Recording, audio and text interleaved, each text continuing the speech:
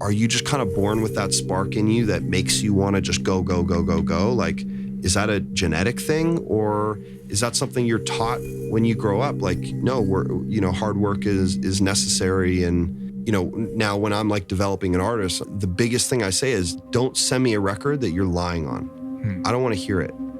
Find a way to like really dig deep inside and be vulnerable and talk about the things that you might not be comfortable talking about, and like be as honest as you possibly can, because I guarantee you there's a lot of people who that'll resonate with. Train your ear, mix a lot, write a lot. Every single day, try to do something creative. All right, on this week's episode of Airwave, I interviewed DJ Swivel, who's best known for his work with the Chainsmokers, BTS, Beyonce, Kanye West, and many more. He has a very impressive resume of his mixdowns, his engineering work. He's also known as a producer who's not afraid to swap in a kick or add creative flair to his productions to bring them to the next level. And we talk about his new plugins, his approach to workflow, dealing with big egos, big talent, what it's like out there as a professional mixer and producer, and much more. So you're going to like this one. You're listening to Airwave with Morgan Page. Airwave is brought to you by RME Audio. Innovative, user-friendly, and high-quality digital audio solutions, RME offers a comprehensive range of audio interfaces, converters, and mic preamps, all based around its unique and innovative core technologies. Multi-platform connectivity across Windows and Mac OS and iOS class compliance has earned RME a global reputation for providing support to all users on all platforms. Visit rme-usa.com to learn more. I always fantasize about having like a studio in a lodge somewhere. Like I grew up in a log cabin in Vermont, the cliche image of Vermont. Wow. Okay. And I had like turned the basement into a studio when I was 12. I think who just, was it last year, 2 years ago, Emily Warren she was telling me she got a house in, was it Montana or Wyoming or somewhere like that? Wow. Like in the middle of nowhere, beautiful home. And she like does like writing camps and stuff out of it. And it's like, and then my friend Bozzy and his, my good friend Kevin, his producer, last year they went to Vancouver and got a house like kind of up in the mountains facing the Pacific Ocean, like beautiful, like the most gorgeous mansion you've ever seen. And they just travel, set up a rig. They have like stuff that they'll bring with them. And they record out of just random houses now. Like he has his spot. Just Airbnb it? Yeah, they just Airbnb like sick houses and go. It's to be honest, it's cheaper than renting a studio, and it's just like a different experience. Like I don't know if you ever do that when you're like writing. You have a kid, so it's probably a lot harder to go away and do like a writing trip for 2 weeks or something, right? It's tough. When the clock is ticking and there's like sometimes when I do Australia tours, yeah, I'll run a place in Sydney, but it's so expensive. By the time you add up for what you get done, yeah, it's hard to justify it where I could just do it at the hotel. Well, that's true. If you're mostly in the box, that's like very easy to do, right? Right. But yeah, I don't know. Like with Bozzy in particular, he likes new environments to feel creative. And so it's almost a necessity. But I know when I was back in New York, some studios were charging $2,700 a day. Wow. So do 2 weeks there, like that's insane. Whereas you can rent a giant mansion that's not a studio for, depending on where you are, it could be like $5,000 for the month or $10,000 for the month, but that's a whole month of time. And then you just bring your mics and bring your speakers and stuff, ship that stuff out, and it's like it's a whole niche. Just Airbnbs that cater to that. And kind of, I don't know, I don't want to say who started that, but years ago when I was working with Beyonce, Kanye and Jay were doing Watch the Throne. And this was sort of the first time I experienced like working with a major artist who did not want to be in a studio. And so we went to Australia and just rented this like crazy house in, what neighborhood was it? It was in Sydney, one of the nicer areas in Sydney, Cherry, I'll figure it out. But rented this like massive house and just set up like living room was Jay and Kanye. We had the theater upstairs for B and I, and it was the first time nobody told me. I just showed up and they're like, yeah, you're gonna just record in the house. I was like, oh, great. Well, we didn't ship any gear out. Thanks for letting me know. So we had to like rent some gear there, and then, but it worked out great because everyone got to wake up. They had food was always being prepared, and they were inviting people all around. It just made like for a really interesting environment because this is a big house. So you have all these different rooms and all these different creatives in different rooms. And yeah. Do you do anything to the rooms No. You don't have time for treatment, but do you just do it where there's a nice couch or something soft? No, like, well, yeah, I mean, the theater was, it was a movie theater. So it was like kind of, It's already treated, yeah. Kind of, sort of, like it wasn't so bad. And then, you get like a reflection filter, one of the, things to just wrap around the mic, just little things like that. But yeah, it wasn't so bad. And usually like the living room where Jay and Kanye were working was just like a big open living room. It wasn't like too echoey though. There's curtains on all the walls. Like it was a nice space. They didn't do much treatment, but it just felt like a natural sounding room.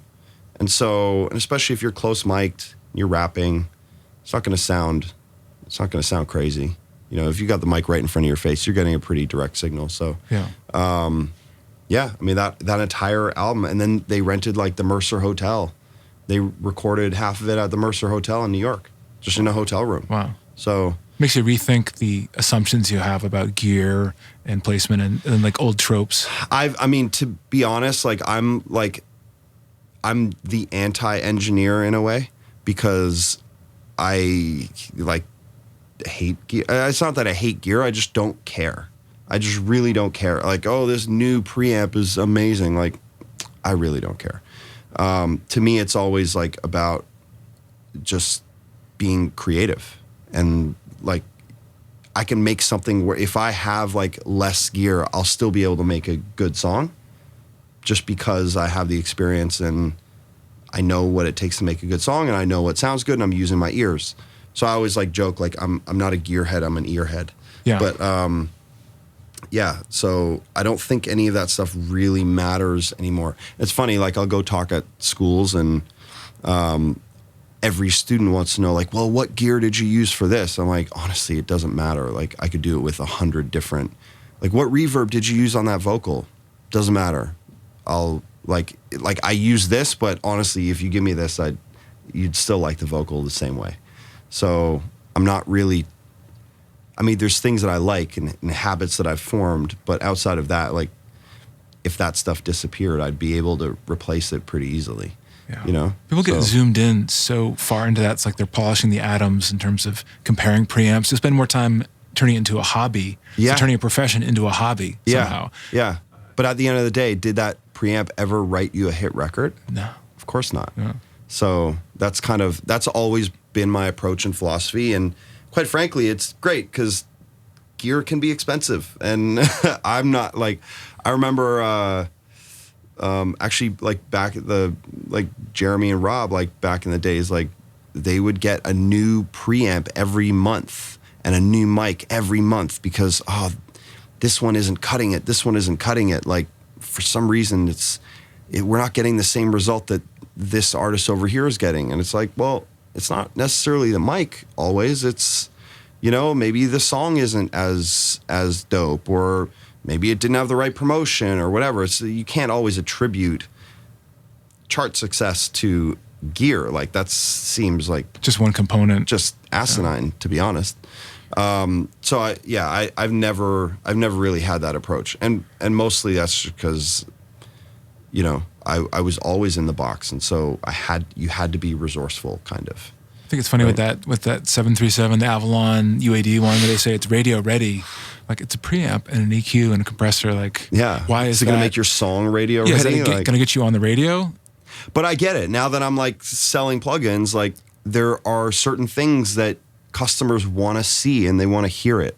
And so just because in reality it doesn't actually matter, there is something to say about the marketing and promotion of it. You still have to sell a product. So I understand now, being on the other side of it, you do have to tell a story. So like, it's like when you go to a nice restaurant and, you know, they list every ingredient in that dish. It's like, you know, aged 500,000-year-old sea salt. And it's like, oh, so just salt? Got it. Right. Here's the purveyor. Here's the artisan salt monger. Yeah. Like, you know, I mean, we've all been to those restaurants where it's like, oh, you know, like julienne horseradish. Like, why does that matter? Okay, so just what's in the dish? Oh, it's pasta and chicken. Oh, you have some, like, it just doesn't matter. You know what I'm saying? So, but it sounds a lot nicer. And when you go and you're expecting that experience, you want the waiter or whoever to like sort of, you know, and this is, you know, we've foraged these mushrooms in this forest and blah, blah, blah. Like, you kind of want that experience, I guess. And so I think the same for gear. Like, you want to be told a story and why this is important and what's cool about it. I feel like some guys get fixated on the mics, the preamps, compressors, a lot of outboard stuff. Whereas I feel like every instrument I bought has paid for itself and maybe has helped to write a few songs. But you can go overboard with the instruments. But once you get into the weeds of comparing compressors, and it gets out of control. Well, the instrument, I understand the argument for that because that is directly impacting your creativity. Right. Because you might sit down, like, I mean, you know, you got a Moog back there, and I can't see what this keyboard is. It's a Hydrosynth. Hydrosynth? Oh, I don't even know what that is. Yeah. It's like a wavetable synth. Okay. But like, when you sit down and you start playing that, your brain goes to a certain space, right? And you're going to feel, that's going to give you a certain type of creativity. But there's times when you're just going to want to sit at that piano, or you're going to want to pull up the Voyager or whatever. So with instruments, I think there's an argument to be had to have like more keyboards, because it's just more avenues for you to feel like, sometimes, you know, you just, I don't know if you do this, but I'll just sit at like a keyboard and just go through sounds, and like that first sound that I hear that just gives me an idea, that's what the song ends up becoming oftentimes. So yeah, I think the instrument, there's a good argument for having a bunch of instruments. Yeah. I always feel like it either it'll sound sweet or sour. Where like sometimes I'll be playing the piano and I'm like, I'm just not feeling this today. Yeah. And it doesn't, and I have no explanation for it, but just my ear. It's just an emotional connection. Yeah. There's something, I find when you find that perfect sound, it sparks some sort of emotional reaction to it immediately. And then you're like, oh, now I have my idea. Like, that to me is like what I guess like creativity is like, as soon as like you feel an emotional connection to something, like, oh, now I feel creative. Like, but what actually changed in the last 30 seconds between finding that sound and not having that sound? Like, it's really delicate. Same person, right? Or if the instrument's a little out of tune, that can totally mess with your whole flow. If it's just slightly out of tune, or sometimes that's a good thing. That could be a great thing. Yeah. You know, well, now like with certain plugins and things, like people want to make it sound detuned and make it sound off, especially like hip hop now. Like, there's no hip hop session that I do or mix where like retro color is not on something. Right. It's amazing. It's like become let's mess this sound up and make it sound, you know, old or vintage or weird or broken. I know you mentioned on some podcasts that like Emily Warren was recording with her iPhone and messing around with like using lo-fi mics a little bit. Did I mention that? Yeah, like an old podcast with Isotope, I think. That was definitely on the Memories album for Chainsmokers. Yeah. She was a part of a lot of those records. And yeah, I mean... Did it end up being a usable take, or did you have to like treat that a lot, or did you just keep it as demo? I use like all sorts of different sounds and trying to think, like, I remember Drew bought, what's that teenage instrument? The OP1? The OP1 thing. And he was like, and we did a session with... is it Jonesy from Sigur Rós? Sigur Rós, yeah. He came in and we were messing with that. That was the day he got it. And we actually just played some sort of sound through the speakers, but recorded it on like the little shitty mic. It's like kind of like an iPhone microphone on the OP1, and then put that in and mess with it. And like that became like a sound. Yeah. So, I mean, why not? Like, you know. There's no rules. There's no. I've seen guys running their samples through like Tascam Porta Studios now, doing that cassette thing where they get that low vibe. They run it through the little tape heads, and it probably has to fit the vibe of the song, obviously, and serve the song. But yeah, but I wanted to try that. I just saw a podcast where Phineas. It might have been Pensato's place or something, but Phineas was Billie Eilish's brother, producer. Down the street, almost. He's really close. They're like down the hill. Oh, amazing. Yeah. But he was talking about, one of the sounds in, was a Bad Guy, was just, they were in Australia, I think. If I'm butchering this, I might get it wrong, but they were in Australia, and I guess when you're at a crosswalk, when you hit the button, every crosswalk in Australia has like a hearing impaired or a visually impaired thing. So if you're blind, like you can hear, there's a certain like cadence and rhythm to like how it ticks. And he's like, oh, sick, that's a dope hi-hat. And he recorded it on his iPhone. And then that became the hi-hat in, I think it was Bad Guy. I might be wrong. I think it was Bad Guy. And there's like this weird, like, it's clearly not a hi-hat, but it acts like a hi-hat. And that was off an iPhone. Or maybe he had one of these like little recorder guys, but there's sounds everywhere. These are crazy. Even the speaker on this, I've never played back stuff without headphones plugged in, and headphones are unplugged, and it sounds like this walkie-talkie in Star Wars or something. It has this super crisp, amazing sound. Yeah, that's why when people, going back to the gear thing, when producers or engineers or students or whoever are talking about gear, I'm just like, there's creativity everywhere. You can find a sound. It doesn't have to be perfect. It just has to be interesting. If you get that emotional reaction from it, then that's the thing that's going to help you write a better song. Are there ways that you treat lo-fi sounds to kind of bring out the harmonics? Like, do you throw OTT on stuff or? No. Yeah, I do all sorts of different things like in my mixing process. But I wouldn't say there's like a rhyme or reason to it. It's just kind of what I really do mix and produce with emotion at the forefront. So I kind of just, every song is a little bit different. I do have certain chains that are common, like on pop vocals. Like I have two different options of chains that I will like go to. And when I receive a vocal, I'll start by putting it on both and just seeing like, did any of them do something that got it close? And usually one of the two does. And then I just delete the other track, and then I'll start tweaking and like dialing that other one in. But that is based off like a mix template that I've built that it just allows for a quicker workflow. Because the last thing I want to do when I'm trying to be creative is like fiddle with gear. Like I think there's something to say about just workflow and habit and not just tinkering. Yeah, like when you get into tinker mode, I feel like for the beginning part of it's helpful, and then the returns like significantly diminish after a few minutes. Like I really want to find a sound and move on and like try to complete a song. Because otherwise you can tinker forever. I'm sure we've all done it. Like I'm sure like with synth patch creation, it's like that where it'll sound amazing, and I have to save it at that point where, because it'll diverge into something and mutate into something, and then you fall lose apart. It. Yeah, and then the emotion's gone and the idea is gone and whatnot. So, but as it pertains to like lo-fi sounds, going back to the first question, not really. Like I think on that snare, we cut off the tail, or on the poop snare, we cut off the tail, did some envelope shaping on the attack,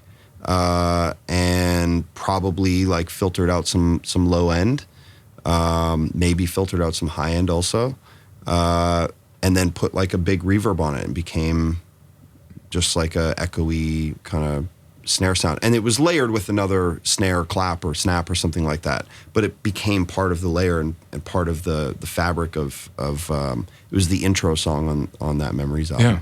And so you built your own sample packs too as well, right? Yeah, I just released my second one. So I did one for Splice like 2 years ago, and then I just released a second one as I dropped the plugin. And it was sort of part of it was as a way to just have two products, like two things in the marketplace, and also another way to show off what the plugin was capable of. And so it's a lot of like drum sounds that, you know, I've found along the way or created, or, you know, and everything I get, whether it's a producer sends me a mix session, I might hear a sound, but then by the time I mix it and adjust it, it's like, it's changed, right? And so like that might become a sound in a pack. And then like there's a bunch of vocal chops, and like the sauce is really, when I designed it, it was designed to be a one plug-in vocal chop solution. So reverb, delay, stereo imaging, distortion, pitch and formant shifting, all these different things. Because when I was working with the Chainsmokers and then BTS, and really a lot of artists, like now, I don't know how often you're using like vocal chops in your, and by the way, I use vocal chop quite broadly, because there might be certain sounds, especially in hip hop records, where you just hear this like one vocal that's like a background thing. It's not a chop. Yeah. It's just like a, and it's in the back. But it's usually just a simple vocal sound that's then pitched up, formant shifted, spread, distorted, ton of reverb, and it just becomes this like ambient sound in the background. And so the sauce was designed to be a one-stop shop for that. And so in the sample pack, I have like, for example, there's like 100 vocal melodies that are, you know, half bar or quarter note or maybe a full bar. And then I have different processes where they're already like format shifted and shaped and tweaked using the sauce. And so it was a good way to like show off what the product is capable of, and also just give producers like a cool sample pack that, you know. Were there samples you think were missing that are you know, there's so many things that Splice covers really well, but were there samples like certain snares or shaker loops when you make your packs that you're thinking, this is what's missing, what I'm missing from the marketplace? No, I don't think that at all, because I think there's nothing that's ever really missing in a way. It's just like everybody has the sounds on Splice.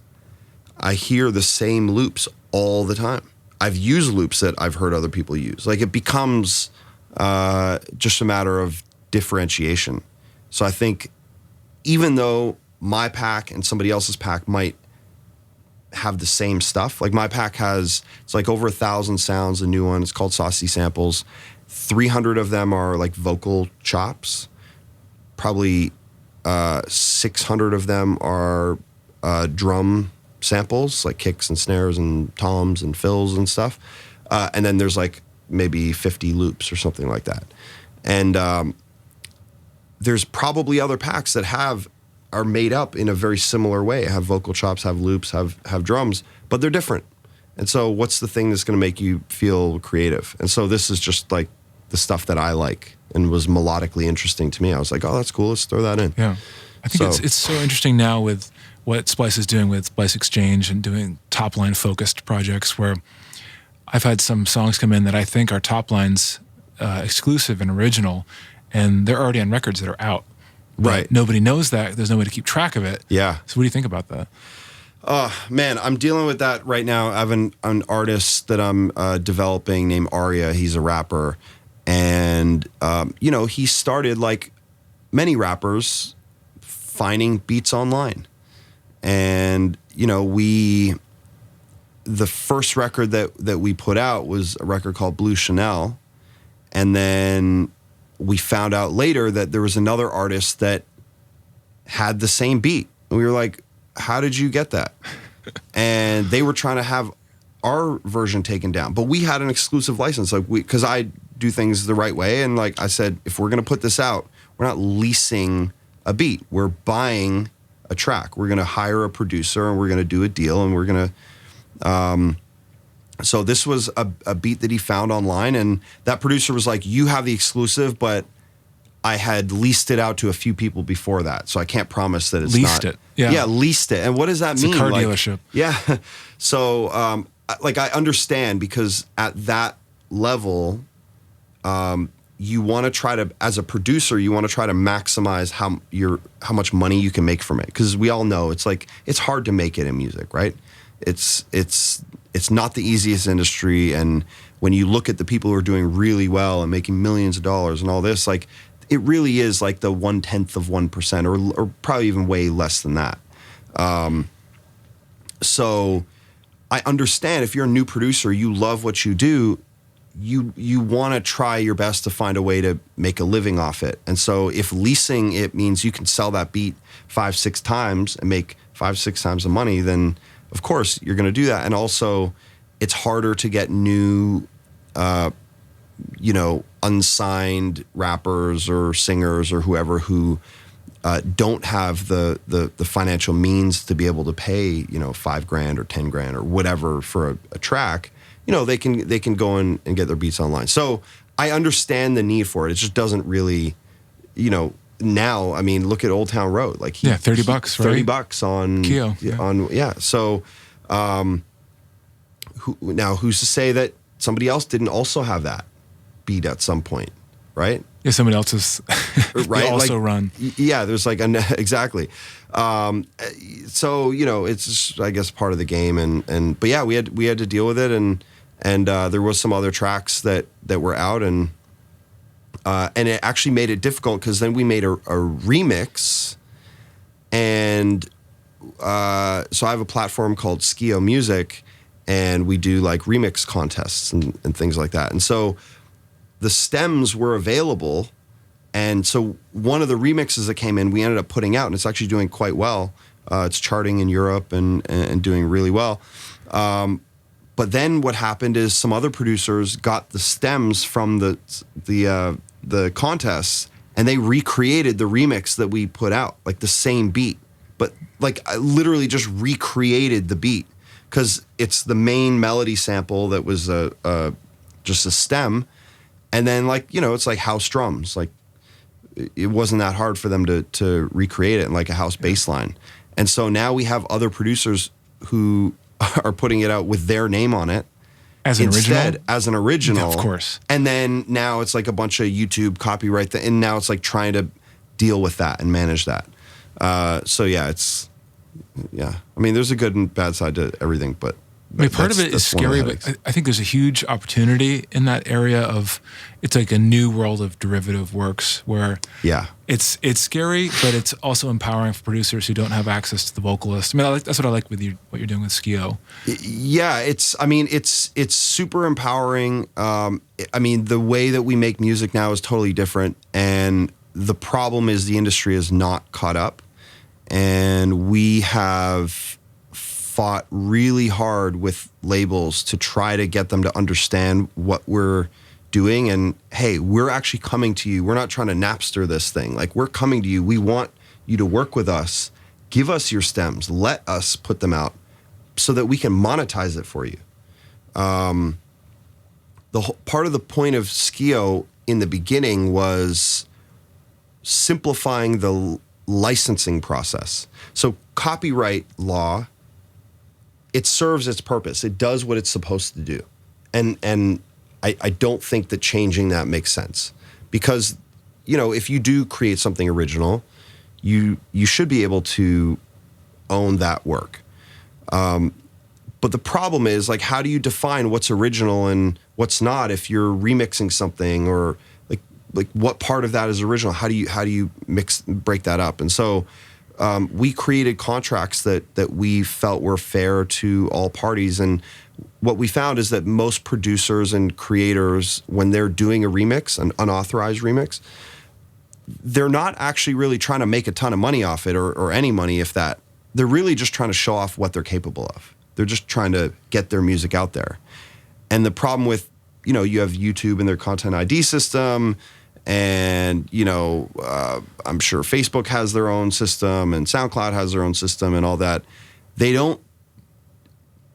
will just it's easier for them to program a tool that will just take the music down than it is to, determine whether or not they were allowed to do it. And I mean, that's just like a burden that Google doesn't want. Is there no middle ground? Like, is either major label Well, it can auto clear or auto take down, but not much in between. Well, the middle ground, in our view, what we're trying to really work towards and build towards is getting labels to buy into this idea that we can help you monetize all the remixes that, because keep in mind, when a new producer remixes something that the label did not go and pay for or create, technically the remixer, they can't make any money from it because it's a derivative work.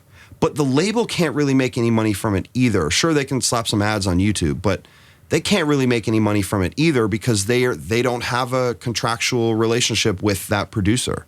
And so what Skio does is, by downloading the stems, you sign an agreement. And it's a fair agreement and makes sure that all the rights are delivered to the right people, and you have a contract. If you download stems on Skio, you have a deal with whether it's the artist, the label, whoever is the owner of the original work. And so the hope was that we could get labels to buy into this idea that we can find a new way to monetize your content, because there's a lot of producers who will pay $50 or $100 to get stems to that whatever Morgan Page song or Chainsmokers song or whatever. And then we could go to YouTube and say, all right, now you have to enforce these agreements. These are legal agreements. You can't just arbitrarily take stuff down because it's flashed on your content ID. These are licensed. So if we can build that into your system so that you know who's licensed what and what is okay, because we know what their YouTube channels are. We know what their SoundCloud channels are. We know where they're allowed to post. So we could just provide that to you and you just whitelist those channels. Probably a very easy thing for the engineering team at YouTube to implement. But that was the hope, and we've gotten pushback, a lot along the way. So, but I think it's like anything, there's pushback with, especially with music. Music industry is just slow. They're always slow to catch up. And like when Napster came out, sure, that was stealing, but it really shined a light on what the internet was capable of.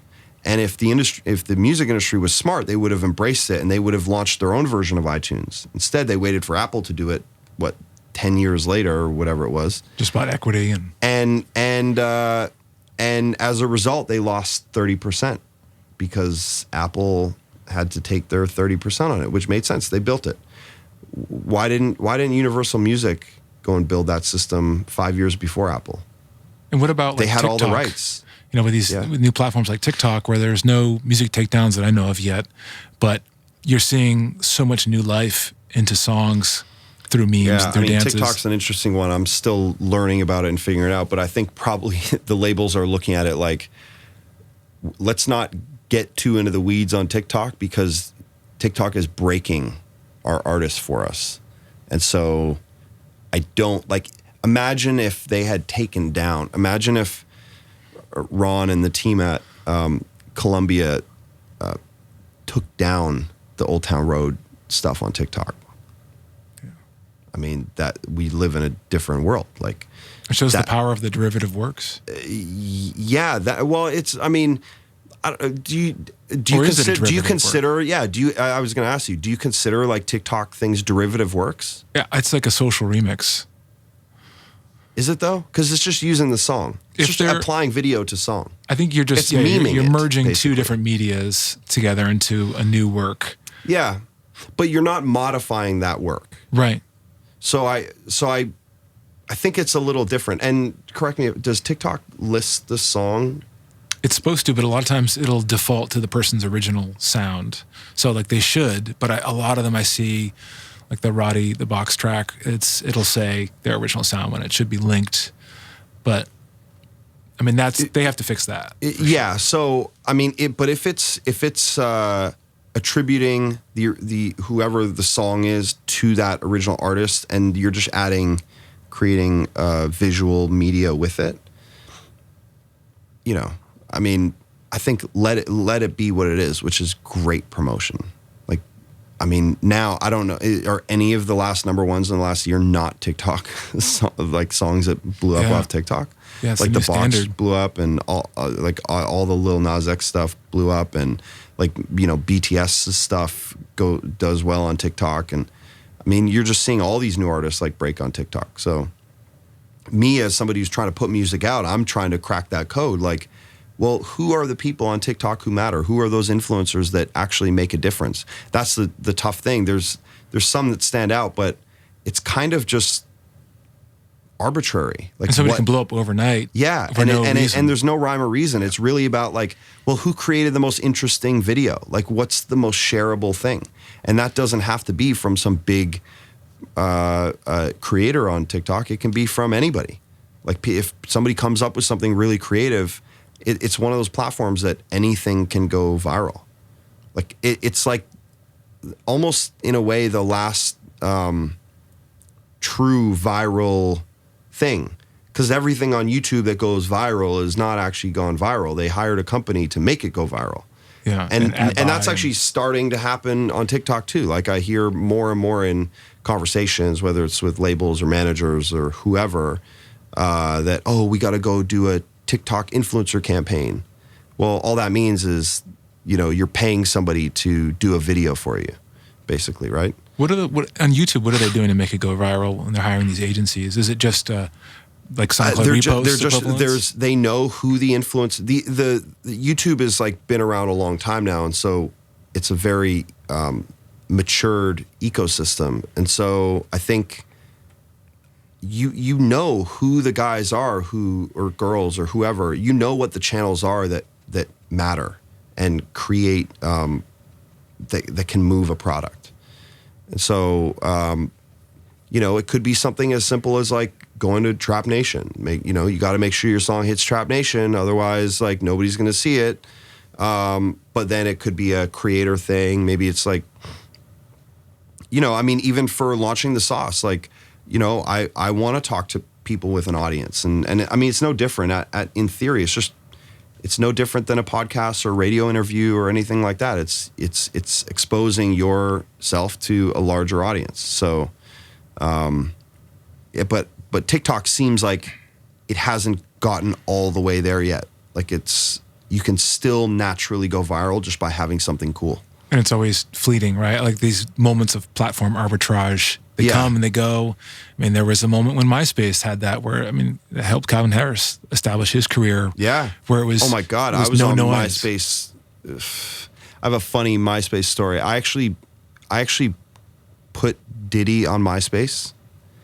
I created Diddy's MySpace page for him. Wow.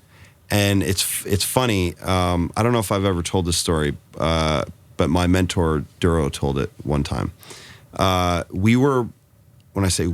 was interning for my mentor Duro in New York, 2006, and he was mixing Diddy's Press Play album. I think he mixed 7 songs on it, and so Diddy would come in, and I'm like kind of starstruck, whatever. Like, it's Diddy. Like, I grew up on Diddy. And so, but I'm in the studio and I'm on my MySpace, and he looks over my shoulder and he's like, "What's that?" I said, "Oh, you don't know what MySpace is?" He's like, "No, what is that?" It's like, "Oh, this is like that. And that was like the first real social media, right? I mean, that was the first Friendster. one. Friendster was small. Friendster was small and it was earlier. You're right. That was around. I never used Friendster though. MySpace was the first one that I think had mass appeal, and so I said, yeah, this is like, there's like music charts on MySpace. I remember 2007 I discovered Drake on MySpace because he was the number 2 artist on the internet in Canada, and it had like country charts. Like, just in Canada he was number 2. I think Avril Lavigne might have been number 1 or something like that. And so I showed him what it was, and yeah, you put your friends here and you can like post music and you could talk to your fans, and it's like a direct way of communicating. He's like, "That's amazing." I was like, "I can make you one, but if I make you one, you have to put me in your top 8. Remember the top 8? And so I made a deal. That was like the first music industry deal I made. I said, I'll make you one, but I got to be in your top 8. He didn't even know what a top 8 was. So he's just like, okay.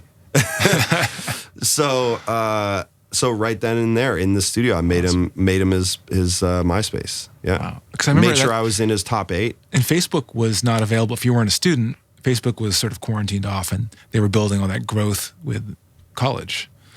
Yeah. It's crazy. At that time, you're right. Because I remember I was on MySpace, and I have a twin brother who was in college. I did 1 year of a music school, graduated, moved straight to New York. I went to Full Sail, and moved straight to New York and started working. My brother did a 4-year undergrad degree and did a normal thing. And he had the .edu email address for going to the school. And I remember he used to hate on MySpace, like, oh, MySpace looks janky, like, you got all these, like, sparkly HTML things, and like, you know, just like people made their MySpace pages look really ridiculous. It was like almost bedazzled them. Yeah, remember those like old websites, like the Tripod websites? Remember Tripod and GeoCities, like GeoCities and all that, and where you could like, it was just simple HTML programming, and what that amounted to was a bunch of really awful like GIFs that would just appear on everything, and you know, it slowed everything down, right? Slowed everything down, and so there was something to say about Facebook's like the uniformity of everyone's profile, and you could see very easily see what you wanted and how to communicate to that person and whatnot. And yeah, MySpace at that time was like really more like creator driven, I think, than Facebook was. And so I remember I couldn't even get a Facebook at this time. Or maybe it was just when you could actually get a Facebook, like right at the beginning. But at that time, MySpace was definitely, they were the top dog. Facebook was number 2, if anything. And so I was uninterested in it because, it's only for people in schools. Then they opened it up, and obviously the tides turned. But yeah, so and then inevitably it's to like, Diddy for getting on social media. Did he invent the remix? You're welcome. Did he invent the remix? He says he did. I have no reason to disagree with him. He certainly made. Because I grew up on Biggie and Mace and 112 and like Puff and like the whole Bad Boy. I remember the second concert I ever went to was the Bad Boy No Way Out tour. It was at Skydome in Toronto, which is now, what do they call it, Scotiabank Arena or something. But so I grew up on that, and he certainly branded the remix. I don't know if he's the first. I mean, because dance music's always been making remixes forever, right? It's never like one singular innovator. I feel like with these things, like there's everybody is simultaneously innovating different parts of the planet, and everyone thinks they did it first, but maybe he did. But there's something to say about branding it, like. He's an incredible marketer. He certainly branded it with his respective genre. He certainly branded it with hip hop. Who was making remixes back in the 90s? Like, it was like Puff, and I think Jermaine Dupri was doing some like cool remix stuff down in Atlanta. I'm sure there were other people doing things, but like also Bad Boy in the late 90s like really took all the oxygen out of the room. Like, they were the premier creative label, but I don't know, they branded themselves differently. Like, Bad Boy from 96, basically like the end of Biggie's life to that No Way Out thing, like everything was Bad Boy, right? Yeah. I don't know. What were you listening to a lot of hip hop growing up, or were you I got all into the Wu-Tang dance stuff. music? Wu-Tang, yeah. Wu-Tang. Yeah, it was all hip hop, and I remember interning for Ultra Records for Patrick Moxie, and those. Wow. Well, I was actually interning for Liquid Todd. Wow. For a week, and I was working in New York. I would spend my summers interning for labels, and the other room, like Gangstar, they were being managed by Patrick Moxie at the time. Gangstar was managed by Moxie? Yeah. Wow. So I think they would. I didn't know that. Walking in. It must. I don't know if it was a long-term thing or not, but was Premier there too? I saw he would walk in. I remember meeting them a few times. I remember meeting them. Gangstar was huge. Yeah. Just incredible. Premier is one of my favorite hip hop producers, but never met him. But he seems like really dope. I just remember at that time it was hip hop had invaded the white suburbs basically everywhere, and even the country suburbs. I grew up on the edge of farmland and suburbs, and everything just through MTV being such a vehicle at the time was huge. Yeah. And I'm sure, like, especially at that time, what year would this have been? 2000? Oh, this was late 90s.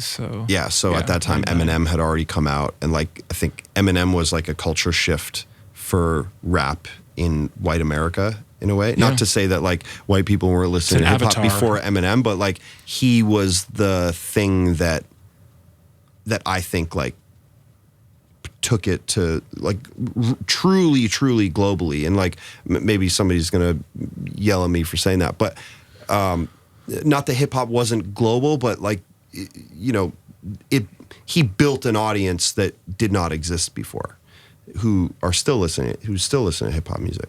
And I feel like Post Malone in some ways. You know what? I saw actually this morning, did you watch the Oscars last night? Yeah. I didn't watch, but Eminem performed, I guess, 15 years after he won his Oscar or whatever it was.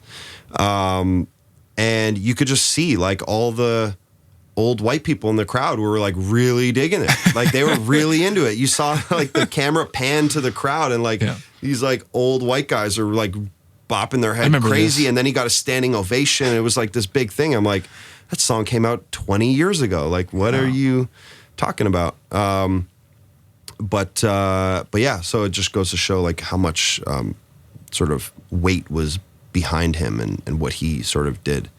Yeah. He's like literally did kind of what Tiger Woods did for golf. Nobody really cared about golf before Tiger Woods started. Yeah. Well, what do you think? I mean, you've worked with so many of these big names. Are you seeing a common thread of something they're doing differently beyond just work ethic with Kanye? No, I always say it's work ethic. Like Kanye works like to an insane like degree, like the way that he and also he's super creative and he speaks his mind. So there's like something about that honesty, whether you agree with him or not. I think people appreciate honesty. And so, you know, now when I'm like developing an artist, the biggest thing I say is don't send me a record that you're lying on. I don't want to hear it. Find a way to like really dig deep inside and be vulnerable and talk about the things that you might not be comfortable talking about and like be as honest as you possibly can. Because I guarantee you there's a lot of people who that'll resonate with. So do they lose any of that if they're trying to appeal too broadly to people? Yeah, I mean, yeah, that's sort of a trade-off. But if you pair that with a crazy workout like Beyonce, nobody works as hard as Beyonce. I'm convinced. Like it's actually insane how much she works. And as big as she, you know, I worked with her from 2010 to 2012, so like 2 years there. I remember she was about to go on tour. No, not go on tour. She was going on vacation, and we had like 6 or 7 songs that had come in that people had written that she really wanted to record. She loved these songs and wanted to record. So we came in she was leaving for vacation on a Sunday. We came in on Friday. Usually our sessions start around noon. So we get in noon on a Friday. So I'm thinking, and I know she's going on vacation in 2 days, and I'm like exhausted at this point from doing like 20-hour days with her every day. You know, no days off, like 20 days in a row, then 1 day off. And so I'm exhausted. I'm just need a little break to catch my breath. So I'm thinking, all right, we'll work Friday, go home Friday night, 2 in the morning, 3 in the morning, come back Saturday, work Saturday, and then Sunday we're off. So it's just 2 more days. And we stayed in the studio from Friday at noon till Sunday at close to noon. Like basically 48 hours straight, no sleep, did not sleep a wink. She did not sleep a wink. How do you know you're not working backwards at that point? Like, do you know, you just do it? Well, because we were doing recording sessions, so she recorded 6 full songs. Wow. Lead vocals, comp them, background vocals, stack them. Like, the process of recording a song with B would take like a couple hours. She's also so good. You're not really worrying about, is this take good or is it not? They're all great. Then it becomes like, what's the best of all these great takes, which actually becomes a little difficult because when you're comping a vocal and everything sounds good, it's just a lot harder because you still want to improve it. You still want to make it the best. So when I'm comping her vocal, I might have 6 takes to work with, and I'm listening word for word, every single one. What is the best you here? What is the best like love here? And and weaving those things together. And it gets really hard when like they all sound just incredible. You're like, this one's like maybe a little smoother.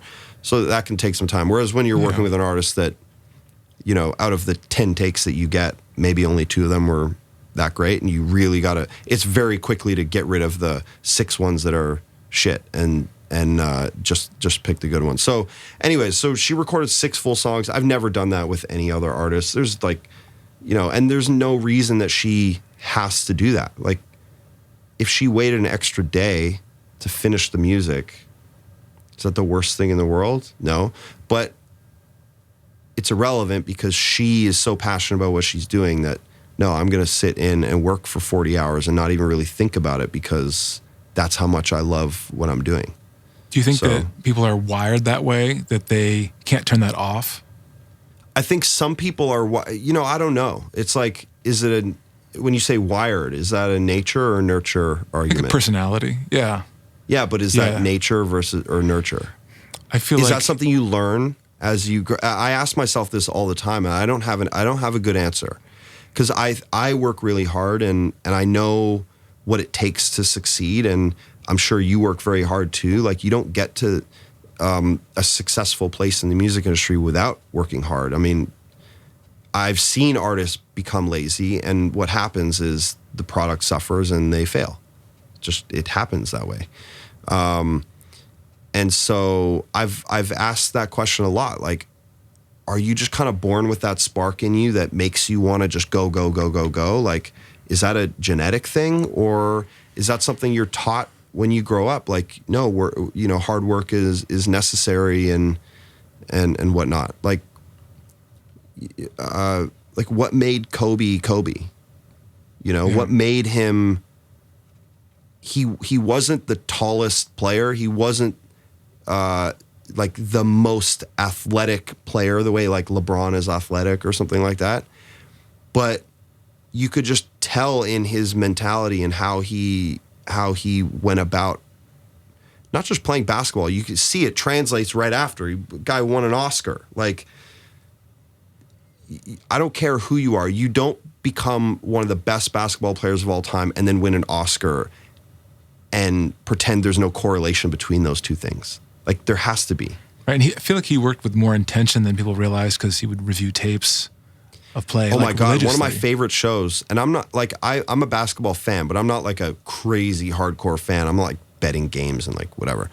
But his show Detail is incredible because I've never seen ever in my life the sport of basketball broken down to that degree, right? When you're watching like TNT and you watch like Shaq and Charles Barkley and like all these other, you know, Stephen A. or whoever talking about the game of basketball, they might like break down a play here. Okay, here's the pick and roll. This does this, blah, blah, blah. But then when you watch like the way that Kobe breaks it down, have you ever seen that show Detail? No, I've read about it. It sounds amazing. It's like, it's amazing if you care about like, about it's literally that amount of detail. Also has one of the coolest intros of any show. I think the Game of Thrones guys did it. Wow. But yeah, he will break down a play to such a degree that you like, to a layman who doesn't play ball, you're not even fathoming like how much detail goes into the game. And he's talking about like, see, if this guy's foot is 3 inches this way, then this person can't get around. If you bend your knees like a little bit more, then they have to sit on you when they're posting up. Like, it's pretty remarkable. And it's one of those shows that I guarantee you every single player in the NBA, pretty much every single player in the NBA can watch that show and learn. Yeah. Like, that's how detailed it is. So, yeah, I'm sure that's boring to some people, but to me, it's like, it just kind of breaks down the mind of somebody like that, which is the more interesting thing than like how far you're supposed to bend your knees in like a play on basketball. Like, for me, like, I don't really care. But watching somebody talk about it with that much passion and intensity and like understanding is amazing. I feel like it's refreshing because a lot of guys hide their brush strokes. And you can't really see, you hear their own synopsis, their own hero story that they've built, but you don't see the detail work and that all that intention they put into the craft. Yeah. So I see this with producers a lot, and it's usually like new producers. I share everything. If I write a song or produce a song and I play it for somebody and they're like, oh my God, those drums sound amazing. Like, I'll just be like, oh, I'll give you the drums. Like, I don't care. Because what you do with them is not going to be what I do with them. And like, what do I need to be protective over here? Like, I share everything I can. I want to share every secret.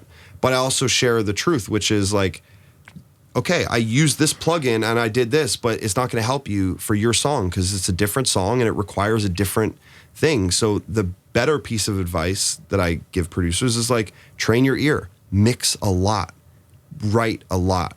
Every single day, try to do something creative, something. And ultimately, as you do more, it's like a muscle. You'll get better at it. And then, I remember mixing for me, there was like a day when it clicked. And I don't know what happened, but there was one day that I walked into mixing a song not really knowing what I was doing, and then the next day, for some reason, it just clicked. And I was like, now I understand what's going on. Now I actually understand what the process is, like fundamentally what I'm doing. And that changed everything. And that doesn't mean that first mix was incredible, but it gave me a confidence and like an understanding of the process that allowed me to learn so much quicker. Whereas like in the beginning, you feel like you're hitting this brick wall of like, I don't know what to do. Why does your kick sound this way and mine doesn't? And the truth of the matter is it's just like ear training, I think. Yeah. And I think that probably is the same for anything, whether you're a chef or you're a basketball player or you're a painter. Like there's probably one day where it just clicks and now you can paint a portrait like perfectly. Whereas like yesterday you had a crooked ass nose and lines didn't make sense and it looked awkward. I think there's probably that learning curve in anything. I mean, did you find that you had that in your, like, as you were growing and making beats, like one day you're just like, oh, I get this now. Now I understand how to put a record together. There was one night I was doing a remix in my parents' basement, and I was just up all night doing the song, getting the goosebumps, and that was the tipping point. You just know. You're like, this is it. Yeah. This is it. Like, why could I couldn't imagine doing anything else. Yeah. I think I was like 16 or something. And yeah. And then from that moment on, I'm sure that wasn't the best song you ever wrote, no. but that spark there probably created the momentum for everything else, right? Yeah, because you're chasing that feeling as well. Yeah. Or recreating that feeling, recultivating it. Yeah. So, well, walk me through, like, so what's a typical day for you when you're working on these Chainsmokers projects? You wake up, do you have a crazy morning routine? Do anything crazy? No. And honestly, because I do wear a lot of hats, like, my career has evolved in like sort of an interesting way. I started as an intern, and there was an obvious morning routine. It was pretty much wake up, get dressed as quickly as you can, and get to the studio. And I was doing over 100 hours a week in the studio every week, unpaid, just grinding it out. Then when you start becoming a recording engineer, now you're on the artist schedule. So whenever they want you there, I mean, as an intern, you're kind of on artist schedule too, but you show up at the beginning of the day and you leave when the last artist, you shut the lights off and you're out. As a recording engineer, you're on the artist schedule. As soon as you become a mixing engineer, you kind of create your own schedule, but ultimately it depends on what you're working on. If you're really busy and you're mixing a lot, then you're pretty much, at that, like working on the Chainsmokers record, this is a few years ago now, it was sort of like wake up, have breakfast, talk to the guys. Hey, what time do you want to be at the studio? Oh, we'll be there at 2:00. Cool. So I'll get there at 1:30. And then just, all right, what are we working on today? And then it's really more about facilitating that. And with them, it wasn't always mixing. Like it was, I was doing all the vocal production and even like Drew and I would go back and forth on the beats. Like he would, make a track and then bring it to me, and what do you think of this, blah, blah, blah. Okay, this is cool, but I think we can change it. Like, this kick drum doesn't sound right. Let's change that. Let's do this. And we do like a little back and forth on it. And then we cut the vocals, and then I'd mix. That was sort of the process. And that could all happen in one day, or it could happen over a span of a month. I feel like that's always refreshing to hear, because whenever I send stuff off to get mixed, I'm always thinking, like, what are they going to do if the side chains aren't perfect, or if the samples are bad? There's only so much mixing and mastering to do at that point, but you can have an active role in being like, this is a better kick, this isn't the right key. Yeah, well, I sort of view, my personal opinion is I view the mixing process as the last part of the production process. I don't separate mixing and production. To me, they are one and the same. And so I'll get production on songs when I'm getting into that sort of granularity of it. And so at the end of the day, when you're mixing, you kind of just work with what you got. I normally send artists, here's a template of how I like, if you're sending me stems. Now I rarely get Pro Tools sessions anymore. Usually it's just stems. Are you getting just the bus renders, or all the tracks? No, I want all the tracks. Yeah. But it gets a little complicated, because typically I'm like, make it sound like whatever your last demo is that you were listening to, because then I can work off your demo. But when you have complicated busing, it can get a little weird to, like, I'm sure you've run into that problem where, okay, you got all these drums running through a bus and then that running through something else. And like, do you solo each one? Then the compression isn't really the same and it's hitting differently, blah, blah, blah. In cases like that, I usually say, all right, send me the bus stem as well so I can hear it. And at least try to, like, if I need to use it, I can. But usually I'll try to, like, get it right and improve it. And then, yeah, sometimes it's like, send your bus effects, and I'll always try to recreate. So if you have delay throws that you really like, I'll usually just keep those as an audio thing. But your reverbs, like, I may want control over that and, like, change the reverbs and stuff. So I'll use the buses. Let me listen to what you want your reverb to sound like, and I will try to recreate that as best I can.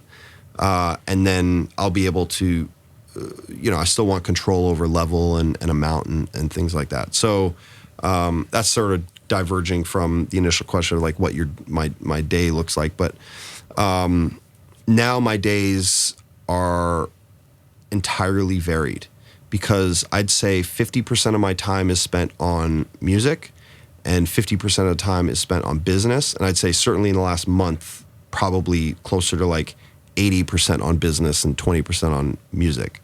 So, because like launching a plugin brand, and I have Skio Music, and I have an investment portfolio thing, and strategizing, like planning what's the next plugin. Like the Sauce is the first one. Okay, what am I going to do next? And getting the wheels in motion on that. And then at the same time, I'm doing this entirely on my own. So I didn't partner with a bigger company. I just funded it myself. I spent 2 years finding the right development team and like people who could help me bring this to fruition. I paid them all, and it was my idea, and I built it and designed it, and so now when I have to go and sell it, now I got to be the guy talking to the stores, right? And like talking to the distributors, like, hey, like, all right, we're going to run a sale this week, and then we're going to do this week, and blah, blah, blah. And like talking to influencers. There's just a lot to manage. And I'm a fairly high functioning individual. And so I've found a way to manage it. But at the end of the day, there's only so many hours in the day. And so this last month, especially with the launch, means I have less time to sit and like write a song. What made you want to make your own plugin? Spite.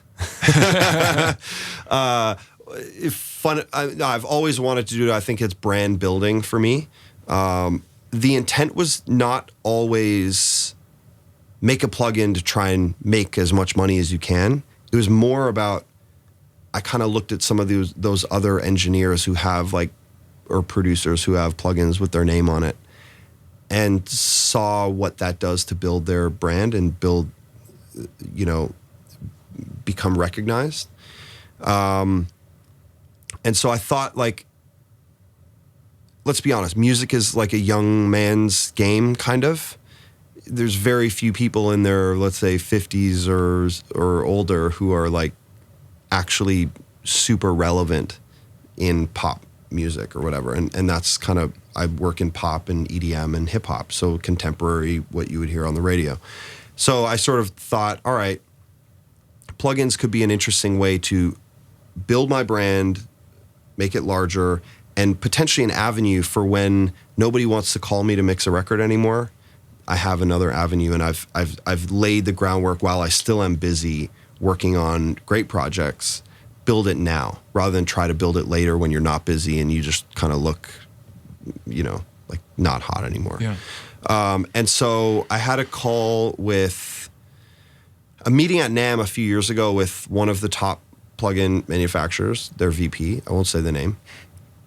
And I sort of asked, like, hey, like, we should do like a line of plugins together, like do a couple things. Like, you got a lot of like these older generation guys, kids don't really care about them so much. Like, don't get me wrong, I CLA is amazing, but I don't know any kids who know them. So, and kids are who are making the hottest records right now.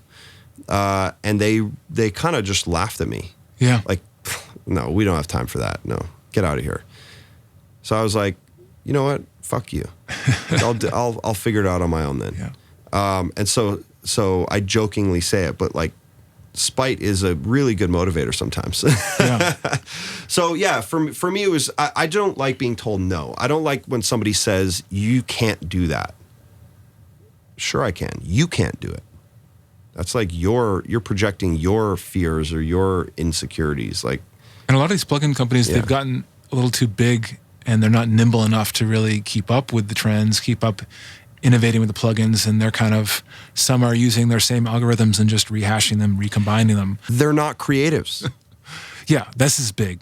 Like, they're not, sure, you might make music in your bedroom and that's fine, but you're not working with the A-level artists. You're not working on the top projects. So I can bring a different type of experience to the thought process in plugin design. Isn't that weird? It's so weird to me that so many instruments and so much software has been built in this island of a factory somewhere overseas, wherever, by people who aren't really working musicians. And granted, it takes so much work, as you can see, to run the business side. But there's always been this rub to me of like, well, man, a lot of these artist-driven plugins are just so much better. They're simpler. They're easier to use. They barely need a manual. They're purpose-driven. Yeah. As opposed to, we can do this cool thing. And it's like, yeah, sure, you can, but how often is somebody going to need that weird plugin effect, the thing that does something wild and crazy? Like, a lot of the plugins that do like crazy effects, I don't use because they're not functional. They're not like the frequency that at which you would use it and actually get use out of it and make it onto a record is like so inconsistent. So for me, the way that I kind of came up with the sauce was, all right, what is a process that I would go through my sessions and see like which tracks have 7 or 8 plugins on it? Because I mix fairly conservatively in the sense that if it doesn't need a plugin, I don't slap it on. There's plenty of tracks in the mixes that I get that have nothing on it. They sound perfect as is. So, and that goes back to like not being a gearhead, being an earhead. If you actually listen, there's a lot of times you don't need to add stuff. It's almost making it worse. It's just making it louder. Well, it's like, it's making you feel like you think you're doing something positive and you're actually not. And so because I work that way, I would go through my sessions and see what are the things that have 7 or 8 plugins, because I know that I work usually in a fairly conservative manner. So if I had to put 7 plugins on it, there's a reason. And clearly I was unable to achieve it with 1 or 2 plugins. And so the first thing that I went to was like, I would pull up some BTS sessions and Chainsmokers sessions and, other artists that I was working with. And the vocal chop was always like or the vocal, the pitched, formant, shifted, weird vocal was always the thing that required a lot of things daisy chain. I was like, I can simplify this so that a new producer can just pull up a preset and get to that sound right away and not have to figure out how to daisy chain 7 plugins and make them all work in a way that's going to be useful for them. So that was sort of the initial concept behind it was, all right, let me make this vocal chop plugin. You can pitch your vocals, you can format shift it, and let me find a way to make it a little bit more interesting. So we added this multi-band layer to it. So you can actually pitch and format shift your low band different from your high band, different from your mid band, have different reverbs on all of them. So now one of the lessons I learned in that is that it's very CPU intensive. So we're working on optimizing it. But that was like a really simple thing, and it's usable because I know that I'm using it, and I didn't invent that workflow. Like, I'm sure I picked up on that from people like yourself and other producers and engineers, and so I know other people will use it, and so I've gotten really positive response from it because it's so usable. I feel like it's a lot less steps in the sauce than doing Little Altar Boy and then doing Camel Crusher and then doing a reverb and then you're ducking this and pre-delaying that. Like, it's just throw it on. Yeah, and I designed, like, for example, the reverb sounds, we did convolution, so I created impulse responses for the 3 reverb sounds. So, and they already have, like, there's low-end roll-off, there's the pre-delay that I think is appropriate, blah, blah, blah. Sure. Could you change that? Maybe you want complete flexibility over your reverb? Great. Go do that. Don't use a reverb, add a reverb after it. But for the purpose of, like, if we're being purposeful, the pre-delay on that vocal chop that's sitting in the back of the session, like, that's this weird, like, ambient sound, that is not what's making your record dope or not. So let's just get to the creative side of it, the sound of it, and then getting the vibe. Get the vibe right. It's almost like a bed for the main hook, right? Yeah, sometimes. So that was the plan. And then, like, the distortion on the sauce, it's not just a distortion. It's like a distortion, a compressor, an EQ. Like, there's a bunch of dynamic stuff going on in it. And so it's like really a macro knob with multiple things. So I've actually gotten a ton of feedback, like, can we just get just the distortion thing on its own? Because I would use that on everything. And so where I'm sort of in the phase of discussing, like, all right, or, well, really just thinking, like, all right, what should be the next thing I do? Maybe it does make sense to give people the ingredients individually if they want it. Did you map it out when you were designing it? Did you just create a custom chain, like a rack, and you sort of did it piece by piece? Yeah, well, yeah. I mean, I knew what I wanted because I had daisy chained all these other things in all these other sessions, so I kind of knew what I wanted.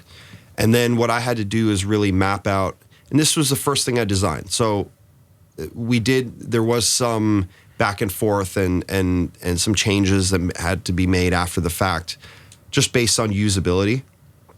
It's very hard to write down on a piece of paper what you want your plugin to do, especially if it's complicated, if it has a bunch of things in it like the sauce. If it's just a one knob distortion, great, it's easy. One knob, just like figure out the sound and that's it. But with this, because there's a lot of things, you have to figure out, well, it's laid out this way, but what's the order of it internally? Just because it's laid out this way, it doesn't mean that it goes in that order, like the signal chain flows in the order of the effects that are on the sauce. So you got to map out what order those things go. Obviously, your reverb and your delay have to come at the end because those are time-based things. So you're not going to put your reverb first because then you're pitching a reverb thing. Like, that doesn't make sense. So you got to map it out. And then once you map it out, you start designing the sounds. All right, here's what I want the distortion to sound like. And then once you actually have it in like a GUI, or actually before there's even a GUI, it's like usually just sliders and numbers, right? Just nothing creative at all. But as you start like testing it with sounds, you're like, this doesn't really work as well as I thought it would. Once you pair it all with everything else, because typically you're not getting everything and then building the sounds. Like, my developer will build a distortion thing. So I'll give a reference. I want the distortion to sound like Decapitator, let's say. So they'll like put something together and say, all right, here's the settings that you have control over. Now you can draw up the settings and mix the sound that you want, and then we'll lock that preset in, and then that's what is on the knob. So then once you have this like multi-distortion thing, you're messing with all these like EQs and filters and you know, different types of distortion and putting it together. And then once you map it out, all right, cool, that's our distortion locked. Do the same for the reverb. Delay's fairly straightforward. It's more just simple math. But like the flanger, the chorus, the spreader, the imager, all of these things required some tweaking. Like, all right, on the spreader, what's going to be the delay time? Well, if we do a longer delay time, it feels wider, but it also feels like a little disconnected. And so like you do all these like little things, adjusting volumes, volume compensation, things like that. And then in the end, you have a product. So it was a ton of back and forth. And I would probably do it a little bit differently on the next one. But a good learning experience for sure. Does it sound different once you get the graphics going, once the GUI's in there? Do you find, because I know that has an effect on how you perceive the sound. Well, it didn't sound different, but what it did do was once the GUI's implemented, now you have a workflow. Now you can actually see what a person's going to use, and how that GUI's designed matters a lot. Because if you have buttons and knobs in weird places that are hard to find, like you really want to lay it out in a way that is easy for anybody to understand. And I think we did a really good job at that. But yeah, so it doesn't obviously physically change the sound, but it changes the way your brain processes what you're doing for sure. And like once you actually have the unit and you can start messing with it, that's when some of these questions like, this workflow doesn't really work as good as I like. I want to adjust this. I think we should change this. I think we should do that. And so, like, for example, one of the last things that we did was in multiband mode, you know, you turn it on and it goes from orange background to like a gray background. And then the knobs have different colors for each band. And that was the last thing we implemented because we actually had it in multiband mode, but it never changed color. And the problem was nobody understood what multiband mode was doing. Nobody got it. It wasn't clear enough. So you had to visually represent that. And that completely changes if you don't understand what multiband mode is doing and realizing that you have flexibility over all these parameters in each band separately because every knob looks the same, then that means you're not getting the maximum usage out of the product. And you're not able to achieve the sounds that I designed it for. And so we had to go back and redesign the GUI to incorporate these other colors and things that are visual cues for producers to like just be able to work. So it was an interesting, it really makes me admire a company like Apple, their design prowess, because they really find incredible ways to make really complex stuff simple. And that's like a hard thing to do. And I think to bring it back to like music, it's no different than simplicity in production, right? We always, I don't know if you feel this, but I feel it all the time. When you're writing a song, there's this constant battle of, did I do enough? Like when I'm writing, when I'm making the beat, is there enough there? And like the band, if you're like, this isn't right, usually our inclination, the Band-Aid solution is to add something else. Layer out of fear. Exactly. And, but in reality, if you look at some of the songs and beats and tracks that like, that crush, it's usually the simpler ones, right? At least that's what I Almost find. always. I don't think there's any overly complex hits. There's some exceptions. I'm sure there are, but it's less so. Like if you... They're anomalies if they are, I think. Yeah. And so, like if you listen to Bad Guy, like Billie Eilish, it's like a really simple beat. Yeah. It's like a bass line and like a driving kick drum and then like a cool synth in the hook. And there's, I'm sure, some other little sounds sprinkled, but nothing too crazy. So, is that always a battle for you too when you're sitting and writing? And It's always, and it's crazy when you hear how many things are easily masking things where the MIDI might be wrong, might have the wrong chords underneath, 6 versions of the right chords, and you just don't hear it. Yeah. So like even beyond what's perceived physically, stuff's getting masked. Your brain is not absorbing it. So I like, was it Jack Joseph Puig said he uses the rule of 3? Have you heard of this? No, tell me about it. Where you have, your brain can really only process 3 simultaneous phrases. Okay. And you can rotate them out like a radio scanner. Yeah. But you can only really process these distinct elements. So it's, drums, chord progression, bass, or in maybe the lead swaps with the chord. So it's just bass, drums, vocal. So his philosophy is 3 sounds at any given time. Right. And presumably major sounds. Major sounds. So drums is always 1, bass is usually always 1. Yeah. Bass is tough because it's such an extension of the chords, and Yeah. it's modulating the chords. So it's a very loose guideline, but the idea being you're not Keep it putting simple. 7 or 8 elements in there. Yeah. And that's actually one of the things that makes like a great mixer underrated is their ability, and producers too, in the spirit of mixing and producing being a similar thing. Having a mixer whose ear is able to decipher everything and then get rid of what's unnecessary, to me is like such an underrated thing. And it's also a tough thing to actually get across to the client sometimes because, they wrote a song a certain way and you're taking a whole instrument out. Sometimes it requires a client who's maybe more open-minded and willing to, accept that. But yeah, I mean, I remember watching an interview with, I don't know if Kanye did the interview or Rick Rubin did, but Rick Rubin's like the king of like simplicity in music and really like dials things back. And I remember Kanye, when he finished Yeezus, he brought it to Rick, and then Rick he co-produced, I guess, but all he did was just mute shit. All he did was just get rid of stuff. Reduced by Rick Rubin? Reduced. Yeah, is that what it's? Yeah. Is that what his credit was? Reduced by Rick Rubin. So it's one of the hardest things to master, and I don't know if anybody fully masters it. It's like a constant I've never not struggled with that.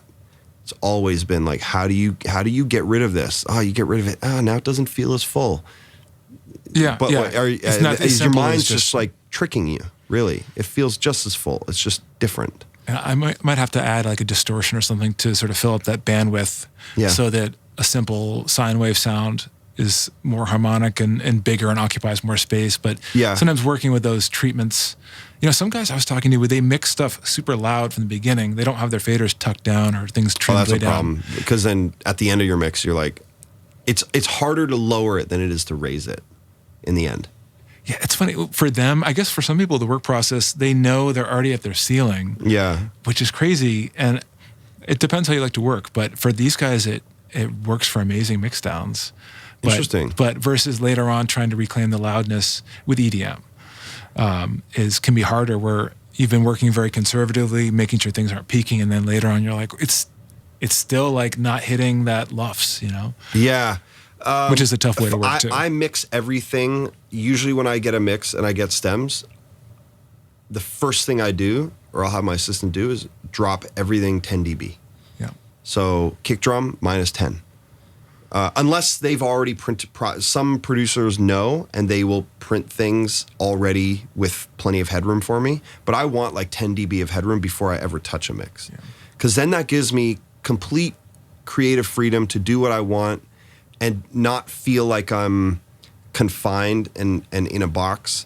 And then once the mix is done, then you end up throwing ozone and L2 or some limiting on it, and I can get the lufs back every time. Like, I'm already most of the time mixing above, like, what's Spotify, -14 lufs? 14, yeah. Yeah, and like I can get mixes to -9, -7, no problem. And still sound dynamic. You always have that battle of like dynamic versus loud. Yeah. But it's I can usually get things to like sub 10 easily and still maintain like healthy dynamics and make it nice. But obviously not. I mean, LUFS is a measure of dynamics, right? So it's not. It's certainly more squashed, but not in like a detrimental way where it's like killing your kick drum or something like that. And I heard something crazy, like Spotify's not even using LUFS. Technically, it is around that area, but they're using a different system, a different measurement system. It's actually Have they shared dated. that with us? They've shared it in some ways, but on the site it says like aim for this, and even that's sort of a pitfall. I mean, it's a constant struggle with clients because it's less so now because now I've just learned like what clients want and I'll make sure it's loud. I don't send a mix that I basically master all my own mixes. In the end, I'll take my limiting off and send it to a mastering engineer. But while we're doing the back and forth, like if I'm mixing a record of yours, like I'm pre-mastering it before you listen to it. Just because like I'm just sick of getting the argument like, oh, it doesn't hit the same way as this other one. It's like, well, turn the other one down and then tell me if it doesn't hit the same way. Because mastering is going to do a great job of making it loud. So I've just found that now it's like you got to make it loud. It's got to slap the way that everything else on Spotify is slapping. So if you're listening to something on Spotify does always make it quieter though. Yeah. I noticed that. What about radio? Like with all those broadcast compressors and stuff, or do you worry about that? Or No. you just sort of do your best and then however it hits? I mean, I don't ever think about that. Rarely do I think about how's it going to sound on radio, blah, blah, blah. I mean, every single song has to run through those same compressors. And so... And they're very secretive about their chains for some reason. Yeah, it's like and ultimately it's like everything's going to be processed equally. So the goal is make the best, most dynamic, most open mix. I want to make sure that the producer can hear every sound that they put in it. Because a lot of times I'll get demos and there's like all these amazing sounds that are buried underneath, and it's like, why is that not you? Like, why aren't we using that? And so my job is make sure that the producer hears everything they creatively did, and make it not like overly just like if I'm doing distortion, it's got to be creatively done and not just because I mixed it too loud or crushed it too much. And yeah, that's kind of, and then I don't really think about where it's going to live after. If it sounds great in my studio, I'll reference on headphones and I'll reference on like smaller speakers and stuff like that. But if it sounds good there, it should sound good everywhere. I feel like it's so fascinating what translates, and even more than what translates in just sounding good, like these techniques you employ, these plugins you use, can somebody else even hear all, because we hear such a polished, detailed version in the studio. It's like, what is going to carry over to that listener? Well, if you break it down in a granular way, no. Listener, even the artist half the time isn't going to know, oh, like, did you make this one change to a compressor or whatever? But the way I describe mixing is like, it's like 10,000 brush strokes. And sure, if you change one, you might not notice the painting is different. But if you change them all, you have a completely different work of art. And so it's heard. The process is more felt than it's heard, I would say. When you're listening to something that just feels right, you can just tell, like, it's just everything about it just glues together, it sticks together. When you hear like a great, new like record that dropped, you're like, wow, everything about this is perfect. But then sometimes you hear songs, you don't know what's wrong with it. You're just like, I just don't really, it's not hitting. Even if it like, yeah, it's got a catchy chorus, it's cool, but I don't know, I just don't like. I mean, maybe for you it's different, and artists in general is different because like we have an understanding of how to make records and what we're doing. But certainly to the layman, like I have friends who aren't in the music industry, and if I play them a piece of music, they'll be like, I just don't like it. They can't articulate it. Articulate it, but they just know, I just don't like it. Whereas in your head, you're like, wait, this is a smash though. Like, so then it's a matter of going back and, all right, what is the thing that they might not be liking? And a lot of times it's just like it's not competing with like the other great sounding records. So I don't know.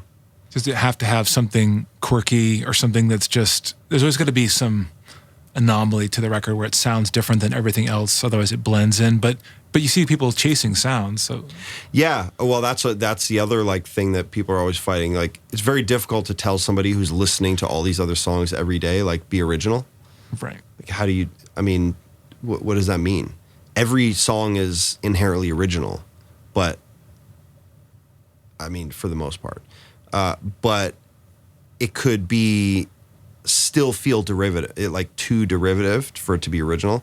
That's why I think a song like Closer, for example, was so different than what else was happening in, and I'd be curious to get your perspective on this as a DJ and producer and somebody who's like in that world like every day.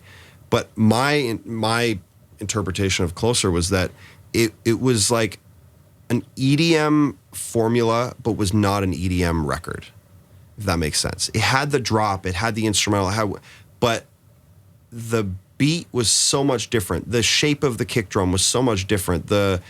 Just everything about it was different than what was popular prior to that, which was like very, Major Lazer, up-tempo-y, I mean, I don't know what else was really popping in that year. It was just like 2016, I think it all started with 2015 Pitbull track. Was like Pitbull stuff and like DJ Snake stuff and whatever. It was very like up-tempo, whatever. And Closer sort of just slowed it down a little bit, but still kept that sort of the EDM drop instrumental formula and whatnot. And it was kind of the first one that really did that. And then it went so crazy that it seemed like that song and maybe that with Don't Let Me Down together, like really, and to a lesser extent Roses, like helped shape what the next couple of years were going to be for EDM music. I don't know. I mean, how do you feel in that world? Like, you're there every day. Like, I feel like it created a lot of top liners that sounded very similar, a lot of vocalists. It almost created a new vocal sound. Yeah. Which was crazy, where I have to tell people, like, I can't recognize who the singers are anymore on some of the records. So good effects and bad effects. But but it's crazy because I'm used to working with these vocalists like Angela McCluskey and Lissy, where you hear their voice and that timbre and that sawdust, you know immediately who it is. Yeah. So I'm trying to rediscover a little of that with some of the new voices and be like, I need to be able to place that name. Yeah. Otherwise, it just blends into the chorus of the other singers. Yeah. Well, with Halsey, it wasn't too hard, and obviously it was the first song that Drew was ever singing on. So, that in and of itself separated kind of. I mean, because what other? I guess Calvin was singing on songs, but was anybody else really? I'm trying to think. I mean, Cascade sang on a couple, but it wasn't really his main thing. Wasn't his main thing, and even it wasn't even Calvin's main thing, but he had some hits doing it, right? Like, and it's your voice. I mean, that is the beauty of, maybe you're not a born singer, but it doesn't matter. I mean, I feel like there's two categories of singers. There's ones that are anatomically singers. They're born. They're maybe born it's just special. The pipes are in there. Beyonce, Adele, like those people. They're just accessing it. They're improving. That's not upon practice. It. That's like practice, but also just. That's like Kobe level or like NBA. You have you're 6'8" and 240 pounds, full of fast twitch muscles. Like, you're going to be an NBA player or a fighter, pretty much.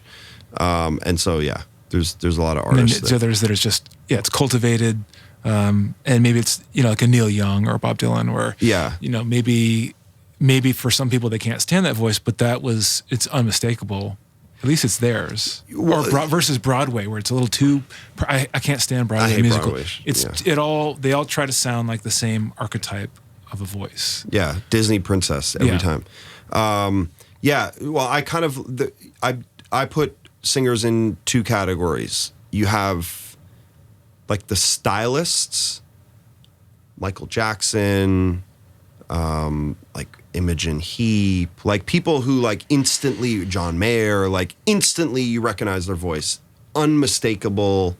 Whatever. I mean, take the fame and all that stuff out of it. Like, nobody sounded like Michael Jackson. Nobody. Lana Del Rey to an extent. She's like, you know, Amy Winehouse. Like, I don't think Lana's the best singer ever, like capability wise, but she's great and she's original and she's unique and like nothing, nobody can try to copy what she's doing. It's like very difficult. She just sounds a certain way. And then you have artists that are just physically gifted, you know, like a Leona Lewis.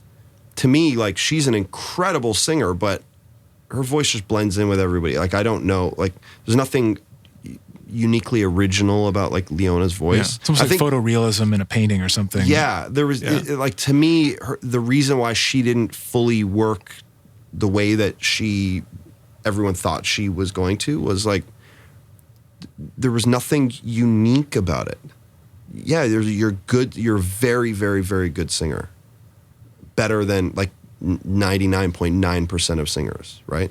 But what is the thing that separates you and makes you unique and different? Because if they can see that movie somewhere else, basically, why see it again? Yeah. So what do you think with all these new artists, like you're cultivating talent with writing deals, with the publishing project you're doing, and you have Skio, what are the typical mistakes you're seeing being made, and how do you think if they're doing it the right way, what is the right way to do it?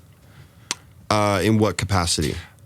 I think in terms of their approach to getting heard. Well, who's and they? Building Artists? a fan base. Yeah, producer artists. I don't know. It's so like, I think first and foremost is you have to have great songs. You have to have great songs. Like,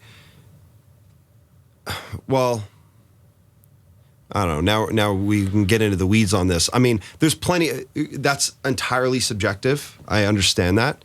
And there's plenty of artists who are superstars who I don't think have any good songs, who I think everything is trash, but they found an audience. So I think it's a combination of great song, but also being an artist, it requires an interesting personality. It requires a level of honesty and vulnerability and authenticity in not just the music, but everything. The way you sit down and conduct an interview matters. What your artwork looks like matters. The way you dress matters. What your visuals, your video looks like. What your visuals on your tour look like. All of these things matter and contribute.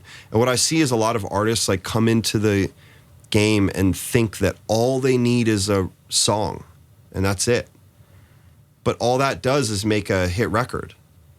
But just because you have a hit record, that doesn't mean you're going to have a superstar career. They want the silver bullet, but that'll just create more stress probably because you need the follow up to the hit record. You have to be able to follow up, and that's not always an easy thing. But if you have cultivated a fan base through authenticity and honesty in not just your music, but your product, and your product is everything that the public can see, hear, touch, feel from the artist. If you can cultivate an audience that understands that it resonates with, that has an emotional connection to that, then you have a real fan base that will support you with a hit record and something that's not a hit. And that's like the difference in longevity, I think. And it's also one of the hardest things to do because it's easy for an artist to look at music as just music. It's like, make a song, whatever. And yeah, you could get lucky and have a couple of great hits. You might be super talented and actually have a bunch of like great hits. But at the end of the day,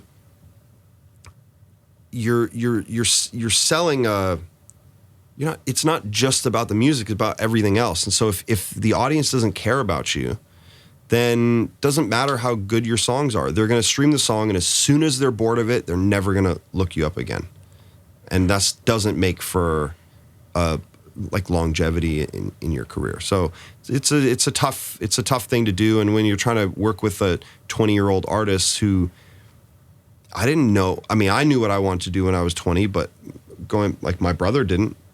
And so you're talking to somebody who may still be trying to find themselves, and when you're trying to find yourself, you're usually just thinking of the immediate thing in front of you, and you can't really look at down the field and what are all the other facets of your career that are going to impact people. And so that to me is the job of a great producer, is to be able to help artists through that. And like, it's not just physically make the record or mix it or produce it or whatever. It's also like, how do you mold this person into somebody that everybody likes and cares about? And I think it's very tough to fake that now, whereas you could kind of fake it back in the day, like before the internet, when, not to say these weren't talented artists, but like the Britney Spears, Backstreet Boys, like that, the pop boy band girl singer era. They didn't have to write their own music. They didn't have to do any of that, because they were all like good looking and talented and could sing and dance, and they had great producers and whatever. And you could really like craft and mold a product, because also media was just easier to control the narrative. It's really hard. It's really hard to control the narrative now. As hard as you want. Even like, Billy got dragged through the mud this week for, the comments about hip hop or whatever. Oh, and it's just like, that's the nature of, if you're being honest and you're talking to your fans or whatever, you're going to slip up, and it's very easy to like, lose something that you spent years building for like a silly reason. So like, I think now artists need to just be honest with their fans, honest with everybody, try to not be a dick, hopefully, because I think that translates really easily on things like social media or interviews or whatever. And when there's that much content going out, it's just, you're going to make more mistakes. Do you think that the impact of a pop star, or the definition of a pop star, is different now because everything's going mass niche almost? Yeah, but you still have the old thing still is there too. BTS is a perfect example. Like, it's like a 7-member, now in the US there's always 5 boys, right? But 7-member boy band, everyone can sing, everyone can dance, they're all like good looking, they, and so that product still works. And then in the case of someone like a BTS, when you have like these really compelling, interesting personalities, and that's when you get this like insane fan base behind it. And then the same goes for the female pop stars. Like, Rihanna's still just as relevant today. She's expanded her business, but then you have Ariana and you got Selena and, Billie to a lesser extent. I don't know if Billie wants to be considered I don't think she'd appreciate being considered a Britney type archetype pop star, because she does write her own music and do all that stuff. So, but at the end of the day, she's a female soloist, right? Making pop music. Yeah. So the sound of pop music changed, but you're the same thing, right? Yeah. I mean, if you take a step back and look at it, you are the same thing. You might write your music and you might think your music has more emotional impact or any of those things, but at the end of the day, you're making pop music and fans are consuming it and you're on the radio, so it's kind of the same thing. Yeah. But now there's way more things. Like, the DJ was never in the late 90s or early 2000s, like the DJ was not the artist. Big DJs were always around, but nobody, at least not in America, cared. I don't want to say nobody cared, because there was always like the rave culture and all that sort of stuff, but radio was not playing Tiesto records. Right. Were they? I don't think so. No. There wasn't much dance radio in America at all. The only one was his remix of Sarah McLachlan that was on daytime radio, but that was it for a long period. I think there was, and then maybe you had some of the Sandstorms or Blue, but they were more crossover pop. But even Sandstorm, like, that was one of those songs that just did something special, but nobody knew who Darude was. Right. Nobody really knew that was... There was song loyalty, but not artist loyalty. There was song loyalty, but not artist loyalty. And that's why, going back to what you were saying before, it's really important that artists are like honest and vulnerable and like, and give a piece of themselves in all of their product, because that's how you can foster artist loyalty, and that's the thing that's going to keep you around for a long time. If people only care about a song, that's fleeting. Like, we get bored of songs, especially now. There's like new songs on Spotify every day. There's like 100,000 new songs. I don't know what the number is, but it's 60,000 a day, 40 to 60,000 on Spotify a day. Yeah. It's insane. I mean, that's way too much content for any one person to go through. And so the things that are really special are going to like float to the top. And if there's not a reason for me to go back and listen to more of your music after this one song that I really love, I'm not going to, because next week there's going to be another batch of songs that I want to hear, and you'll kind of be forgotten. So I think more than ever now with content, with the amount of content and the availability of content, you have to come up with something unique and original. And that's why I think Billie is somebody who, I keep bringing her up, but she's kind of, after the Grammys here and first person to sweeps in a long time, you know, she's doing something very unique. Her sound is different than everyone else's sound.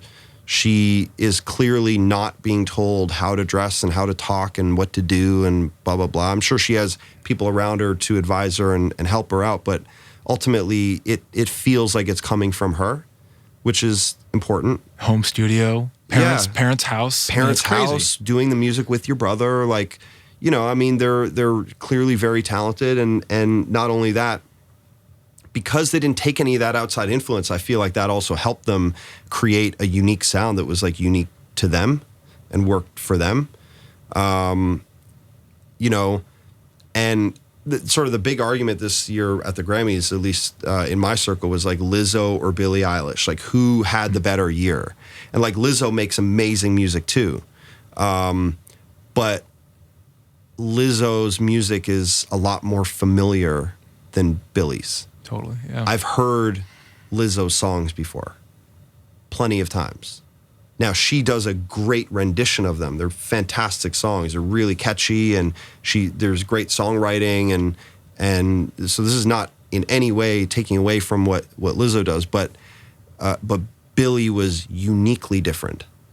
And so I think that was the difference maker. I think, especially when you're going into award season and stuff like that, those are the things that kind of stand out. Does it ever feel like it's a revolving door? Like Madonna becomes Lady Gaga, and I think Weeknd that's just influence, right? Yeah, yeah. I think that's just influence. Like that's like it's the evolution of the music. Basically. Yeah, that's like you know, I keep going back to basketball references too, but like Kobe influenced the players today. Like the players who are entering the NBA today grew up on Kobe, not Michael Jordan. But Kobe grew up on Michael Jordan. So if you look, their game is similar. Somebody's going to come in and play the game like Kobe does, and I'm sure there are a bunch of players now who do that.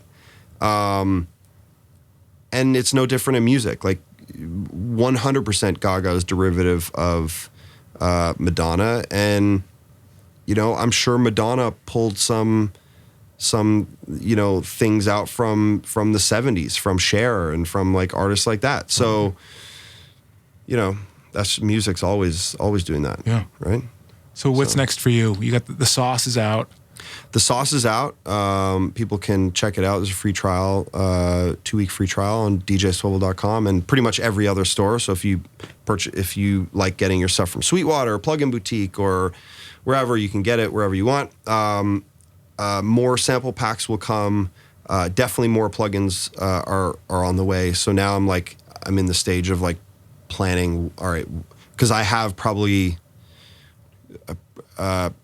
no less than 6 or 7 ideas of things I want to build. Some smaller and simpler, and some more grandiose. And so now it's like figuring that out and budgeting it and making that work. Have a bunch of new music coming out. I did something on Dua's new album that's coming.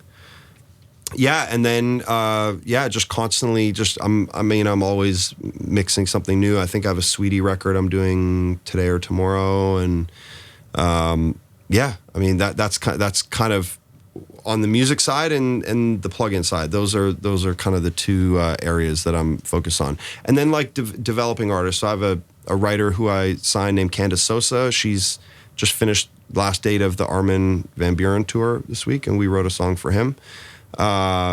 So developing her and her sound and what she does. She co-wrote eight BTS records with me.